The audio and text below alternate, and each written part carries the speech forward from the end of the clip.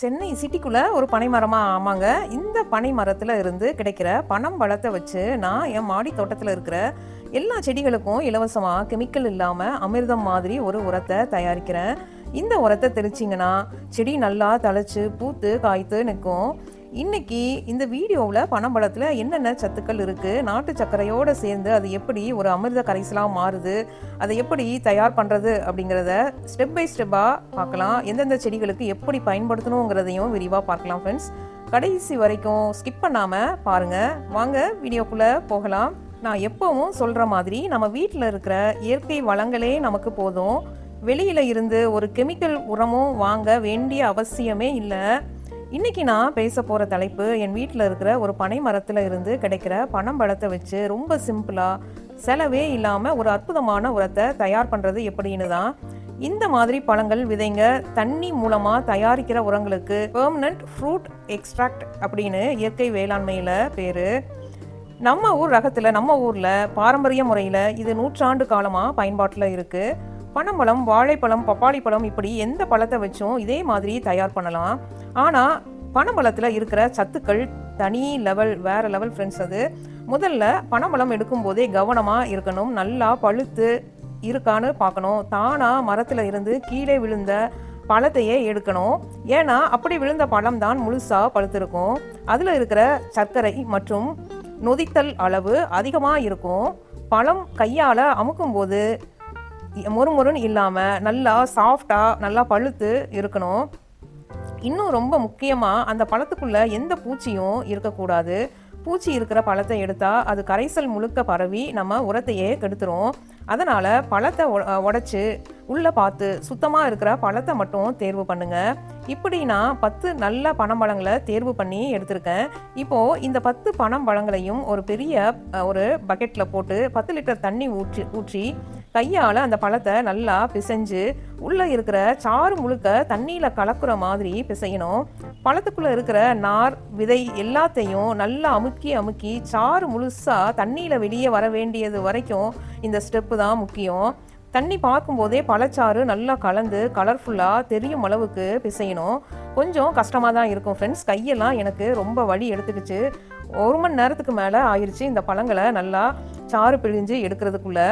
நம்ம அப்படி எடுத்துட்டு இதுக்கப்புறம் 1/2 கிலோ நாட்டு சர்க்கரை இந்த சாரில் போட்டு நல்லா கரையிற வரைக்கும் கையால் கலக்கணும். நாட்டு சர்க்கரை போடுறதுக்கு ஒரு முக்கியமான காரணம் இருக்குது. அதை நான் இன்னும் கொஞ்ச நேரத்தில் சத்துக்கள் பற்றி பேசும்போது விளக்கமாக சொல்கிறேன். சர்க்கரை முழுசாக கரைஞ்ச பிறகு இந்த கரைசலை ஃபில்டர் பண்ணணும். நான் இதுக்கு கொசுவலை மாதிரி இருக்கிற ஒரு மெல்லிய துணியை பயன்படுத்துகிறேன். இந்த துணி மூலமாக ஃபில்டர் பண்ணும்போது பழத்தில் இருக்கிற நார், விதை, தோல் எல்லாத்தையும் வெளியே தங்கிடும். நம்ம பிழிஞ்சு எடுக்கும்போது அதில் இருக்கிற நார்கள், சில தோல் கருப்பு கலரில் தோல் அந்த மாதிரியெல்லாம் இருக்கும். இதெல்லாம் நம்ம வடிகட்டி எடுக்கும்போது ஃபில்டரில் வந்துடும். இப்படி ஃபில்டர் பண்ண கரைசல் தெளிவாக இருக்கும்போது தான் செடிகளுக்கு நம்ம ஸ்ப்ரே பண்ணும்போது அந்த நாசில் அடைபடாமல் இருக்கும். இந்த ஃபில்டர் பண்ணி எடுத்த கரைசலை ஒரு கண்டெய்னரில் ஊற்றி வச்சுக்கோங்க. நான் இதுக்கு 20 லிட்டர் வாட்டர் கேன் நான் எடுத்திருக்கேன். இப்போது இந்த முக்கியமான ஸ்டெப், ஃபில்டர் பண்ணி எடுத்த கரைசலை கண்டெய்னரில் ஊற்றிட்டு அதோட மேல் பகுதியை ஒரு பாலித்தீன் கவரால் மூடணும்.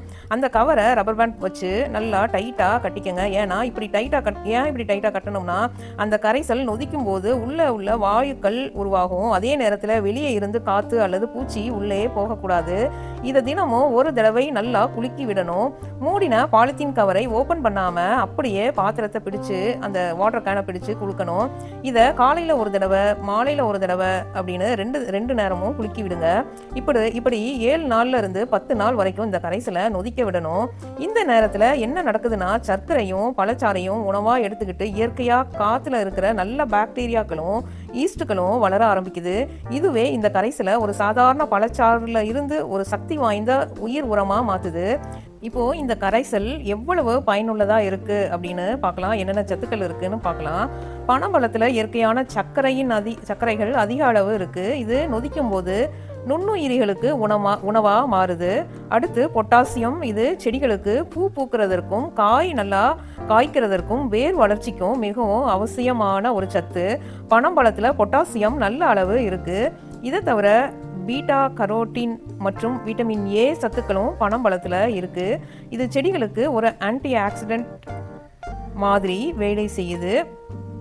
அதாவது செடிகளின் இயற்கையான எதிர்ப்பு சக்தியை கொஞ்சம் மேம்படுத்த உதவுது. விட்டமின் சி சத்தும் இதில் இருக்குது. இது நுண்ணுயிரிகளின் வளர்ச்சிக்கும் உதவுது. இது தவிர கால்சியம், மெக்னீசியம் மாதிரி சின்ன அளவு தாதுக்களும் பனம்பழத்தில் இருக்குது. அமினோ அமிலங்கள் கூட சிறிய அளவு இருக்குது. இது நொதிக்கும் போது புரதம் உடைஞ்சு செடிகளுக்கு எளிதாக ஈர்க்கக்கூடிய வடிவத்துக்கு மாறுது. இப்போது நாட்டு சர்க்கரை பற்றி பார்க்கலாம். நாம் ஏன் இதை போடுறோன்னா, வெறும் சாதாரண சர்க்கரையை விட நாட்டு சர்க்கரையில் சுத்திகரிக்கப்படாத பல தாதுக்கள் இருக்குது. நாட்டு சர்க்கரையில் இரும்பு சத்து நல்ல அளவில் இருக்குது. இது செடிகளில் பச்சையம் குளோரோஃபில் உற்பத்தி ஆகிறதற்கு உதவுது. அது தவிர பொட்டாசியம், கால்சியம், மெக்னீசியம் மாதிரி தாதுக்களும் இருக்குது. இவை எல்லாம் செடிகளின் வேர் மற்றும் தண்டு வளர்ச்சிக்கு ரொம்ப உதவுது. ஆனால் இதை விட முக்கியமான வேலை என்னன்னா, நாட்டு சர்க்கரையில் இருக்கிற சுக்ரோஸ் நொதிக்கும் போது காற்றுல இயற்கையாக இருக்கிற லாக்டோபேசிலஸ் மாதிரி நல்ல பாக்டீரியாக்களும் ஈஸ்ட் பூஞ்சைகளும் வேகமாக பெருக ஆரம்பிக்கும். இந்த நுண்ணுயிரிகள் தான் மண்ணில் இருக்கிற ஊட்டச்சத்துக்களை செடிகள் எளிதாக உறிஞ்சுகிற வடிவமாக மாற்றி தர உதவுது.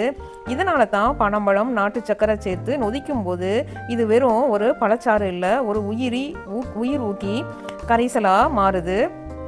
இதைத்தான் நாம் அமிர்த கரைசல் அப்படின்னு சொல்கிறோம். ஏன்னா இதில் உயிருள்ள நுண்ணுயிரிகள், நொதிகள், இயற்கை ஹார்மோன்கள், தாதுக்கள் எல்லாம் ஒரே சேர கலந்து இருக்குது. 10 நாள் ஆனதும் கவர் திறந்து பாருங்கள். நல்லா ஒரு புளிச்ச இனிப்பான வாசனை வந்தால் கரைசல் ரெடி அப்படின்னு அர்த்தம். இதை மறுபடியும் ஒரு துணியால் ஃபில்ட்ரு பண்ணி எடுத்துக்கலாம். இல்லைனா அப்படியே கூட இந்த கரைசலை பயன்படுத்தலாம். இதை பயன்படுத்துறதுக்கு டோசேஜ் ரொம்ப சிம்பிள் தான். 1 லிட்டர் தண்ணிக்கு 50 மில்லி இந்த கரைசல் கலந்து பயன்படுத்தணும்.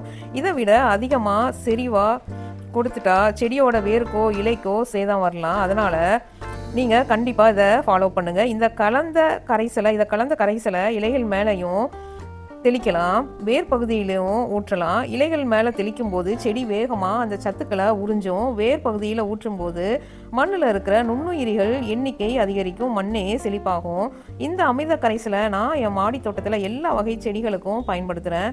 காய்கறி செடிகள், தக்காளி, கத்திரிக்காய், மிளகாய் செடிகளுக்கும் இந்த கரைசலை வாரத்துக்கு ஒரு தடவை கொடுத்தா பூ உதிராமல் நல்ல காய்க்கும். பொட்டாசியம் சத்து அதிகமாக இருக்கிறதால காய்கள் நல்ல சைஸில் சத்தாக வளரும். இலை காய்கறிகள், கீரை வகைகள், மணத்தக்காளி மாதிரி செடிகளுக்கு ரொம்ப இது நல்ல உரம்.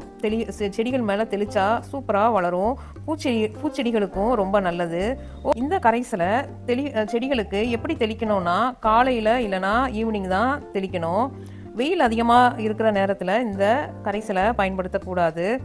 இன்னொன்று, இப்படி வெறும் பனம்பழமும் நாட்டு சர்க்கரையும் வச்சு ஒரு ரொம்ப சிம்பிளான, செலவே இல்லாமல் ஒரு பவர்ஃபுல்லான ஆர்கானிக் உரத்தை தயார் பண்ணிடலாம். இது கெமிக்கல் உரங்களை விட செடிகளுக்கு பாதுகாப்பானது, மண்ணையும் நல்லா வச்சுருக்கும். நீங்களும் இதை முயற்சி பண்ணி பாருங்கள்.